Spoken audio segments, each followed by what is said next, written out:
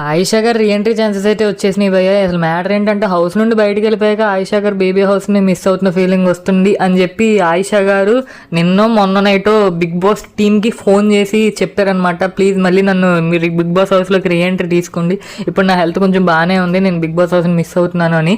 And guess what, Bigg Boss team ఏం చెప్పిందో తెలుసా?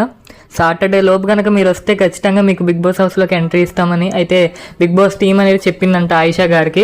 అండ్ ఇప్పుడు వచ్చేసరికి ఆయిషా గారి హెల్త్ కూడా మునపటి మీద ఇప్పుడైతే ఇంప్రూవ్ అయిందనమాట.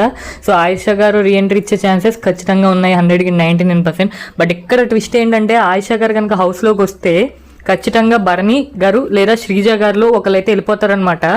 సో ఒకవేళ ఆయిషా గారు హౌస్లోకి రాకపోతే భరణి గారు శ్రీజ గారు ఉండే ఛాన్సెస్ ఉన్నాయి. బట్ ఆయిషా గారు హౌస్లోకి ఎంటర్ అయితే మాత్రం ఖచ్చితంగా భరణి గారు కానీ లేదా శ్రీజ గారు కానీ హౌస్ నుంచి బయటకి అయితే వెళ్ళిపోతారు, ఎందుకంటే ఇద్దరు ఎంట్రీసే ఉంటాయి అనమాట. సో ఇదంతా ఆయిషా గారి మీద డిపెండ్ అయి ఉంది. సో చూద్దాం ఆవిడ వస్తారా.